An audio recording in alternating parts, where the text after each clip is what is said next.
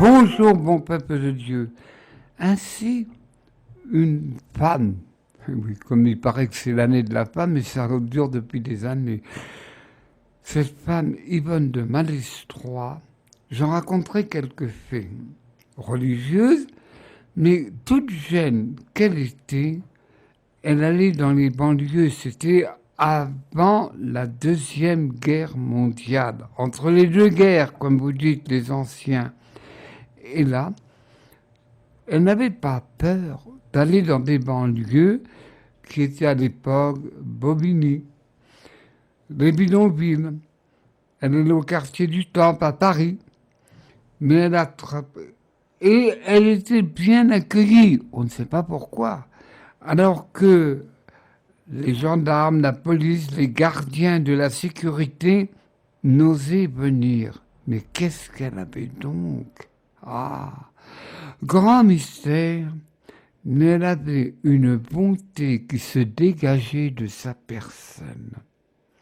Bien sûr, elle est rentrée en religieuse, c'est à Malestroit, dans cette chère Bretagne. Dieu lui avait donné ce qui est pour nous assez mystérieux.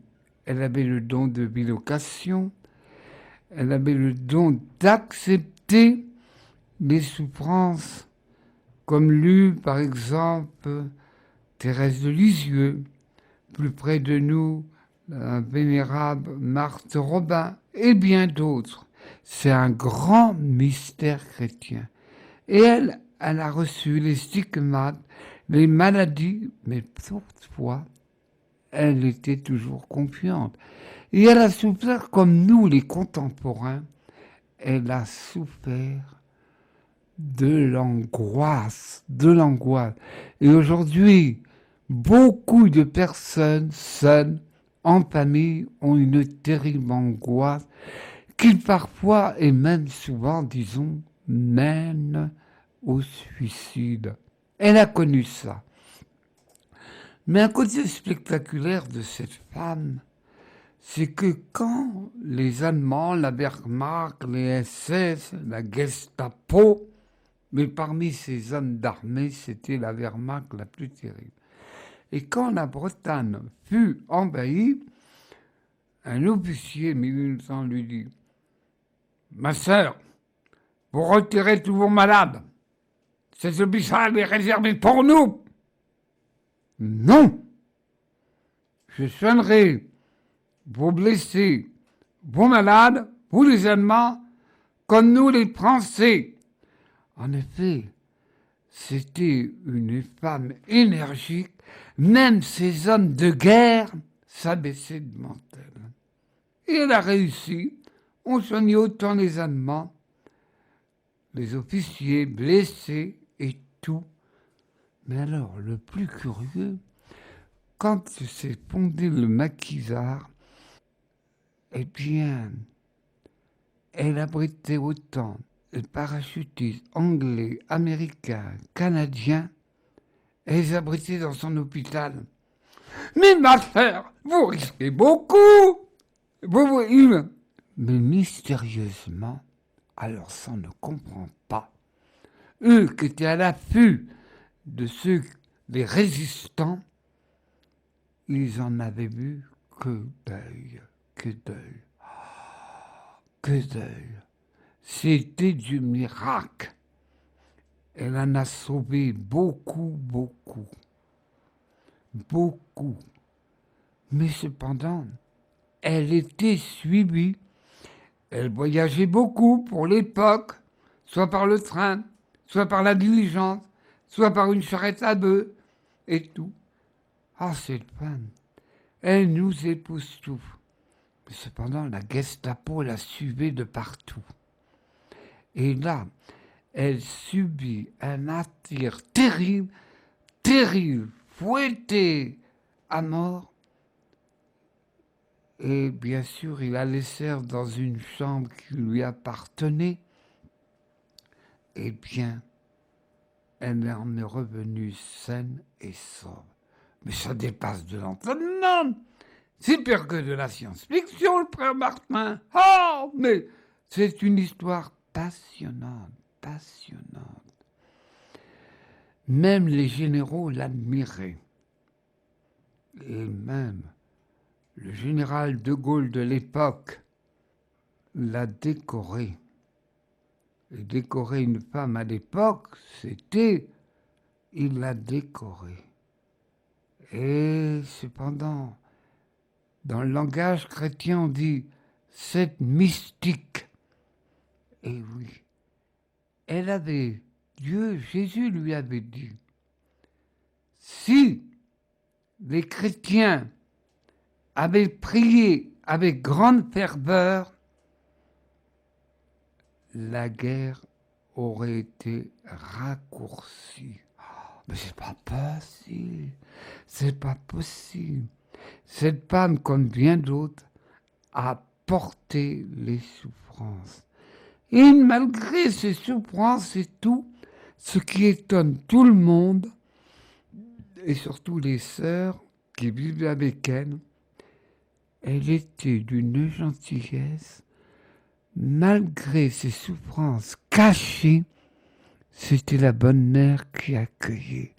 Elle avait un visage qui vous mettait une confiance comme un enfant qui dit à sa grand-mère ou son grand-père, Papy, maman, elle m'a tapé, puis mon papa m'a grondé. Je vais arranger ça, mon petit. Eh bien, tout le monde se confiait à elle. Une grande héroïne. Et aussi, dans l'ordre mystique, il y avait, c'est un terme chrétien, mais vrai, sacrilège, c'est-à-dire, on volait dans le tabernacle les calices qui étaient sûrement en or pour honorer Dieu. Eh bien, les hosties qui étaient sacrilèges, Dieu lui avait dit, va à cet endroit. Ça s'appelle pour nous, les chrétiens, un grand sacrilège. Cette vie si passionnante, si plein d'aventures, nous qui aimons beaucoup les aventures, les imprévus, à cette Yvonne de Malestroit, eh bien, c'est un phénomène. Elle est née en 1901, 1951, morte à 49 ans, et tout le peuple d'alors à son enterrement. Ce n'était pas comme sont les enterrements, ce qui est normal. C'était un triomphe, un triomphe. Couverte de maladies, quelques années après, on a enlevé son corps et on l'a retrouvé intact malgré qu'il y avait de l'eau. Mais elle dépasse l'imagination.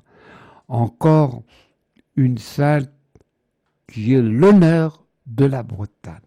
Maintenant, bon peuple de Dieu, je vais vous raconter une histoire, mais vraie. Vous, les anciens, vous avez été marqués par cette fille, Edith Piaf. D'ailleurs, il y a eu un très beau film là-dessus. Edith Piaf souffrait d'une grave maladie oculaire qui l'avait rendue presque aveugle. Abandonnée par sa mère à l'âge de 3 ans, elle est recueillie par son père qui la confie à sa grand-mère, Louise Cassion. Celle-ci tient une maison de rendez-vous, autrement dit une maison close à Bernay en Normandie, à 30 km de Lisieux. Et Edith est née en 1915, 18 ans après la mort de la petite Thérèse, qui n'est pas encore canonisée, mais dont la réputation est déjà impressionnante. La grand-mère Cassion et ses filles ont l'habitude de prier la Carmélite et ont entendu dire qu'une jeune fille est aveugle. Et là, elle avait été guérie. Bien sûr, ils allèrent sur la tombe de la petite Thérèse. Et elle dit d'une façon naturelle, spontanée, « Mais guéris notre petite Edith, guéris notre petite Edith. De quoi on aura l'air? On sait que tu as beaucoup de travail de guérir les uns les autres, mais guéris notre petite Edith. » Et en fait, elle a été guérie. Alors, quelques jours après, il dit alors, âgé de 6 ans, vois le miracle constaté. Toute la maisonnée partira le lendemain à Lisieux pour un pèlerinage d'action grave. Et le père d'Édith, Louis Cassion, passera autour du cou de sa fille une chaîne avec une médaille de la future sainte en murmurant. Elle te protégera toujours. Non seulement Édith gardera pour elle une reconnaissance pleine de la joie de la vue retrouvée, mais elle tissera en plus un lien presque charnel. À 10 ans, alors qu'elle est sur les routes avec son père, contorsionniste, elle décide de fuguer pour aller trouver Thérèse qui vient d'être canonisée à Rome. Elle était canonisée entre les deux guerres. Elle grimpe dans un train pour gagner Bernay, ça se trouve à 30 km de Lisieux, où elle supplie sa grand-mère de l'emmener à Lisieux. Elle découvrira alors la voie d'enfance spirituelle proposée par les Carmélites, les annales de Sainte Thérèse de Lisieux, et elle y sera fidèle toute sa vie. Peut-on dire que la Sainte Thérèse a une influence sur sa carrière de chanteuse, alors ce qui nous connaît plus? Absolument. Lorsqu'Édith retourne à Lisieux en 1925, elle prie devant la châsse de la Sainte et sa grand-mère lui raconte la procession d'action de grâce qui eut lieu à Lisieux. Cette description fait rêver l'enfant Piaf et avouera plus tard. Ce jour-là, j'ai compris que c'était la vraie gloire, ce qui m'a évité par la suite de croire en la mienne. Dans sa loge d'artiste, Édith avait toujours une statue, une photo de la Sainte, et elle embrassait sa médaille avant d'entrer sur la scène. Sa silhouette, frêle, engoncée dans une petite robe, elle portait toujours du noir pour imiter le voile de Sainte Thérèse. Devenue la grande Piaf, elle comparera souvent sa vocation, celle de la carmélite en confiance. Une scène, c'est un champ clos, une arène. Il faut combattre, il faut gagner, comme Thérèse l'a fait. C'était une pêcheuse d'ânes. Moi aussi, je vais les pêcher, mais il faut avoir Dieu avec soi. À qui ressemblait la foi d'Édith? Édith s'abîmait dans la prière. Elle aimait se ressourcer à la basilique de Notre-Dame de Victoire à Paris, où Sainte Thérèse est venue demander des grâces. Mais sa foi était aussi en action et en charité. À Strasbourg, alors qu'elle est attendue au sommet de sa gloire, écoutez bien, bon peuple de Dieu, un clochard se dresse sur son chemin et lui demande du travail. Aussitôt, elle emmène une réception à l'hôtel de ville et le confie au maire qui lui trouvera un emploi de jardinier. Elle a eu du pot ce jour-là. Durant la Seconde Guerre mondiale, elle apprend qu'une bombe s'est abattue sur un camp de prisonniers français en allemand, où elle avait chanté. Elle enverra une grosse somme d'argent aux 247 enfants en deuil de leur papa. Elle sera aussi la bienfaitrice de nombreuses personnes dans le besoin. Si Dieu m'a permis de gagner tant d'argent, c'est parce qu'il sait que je donne.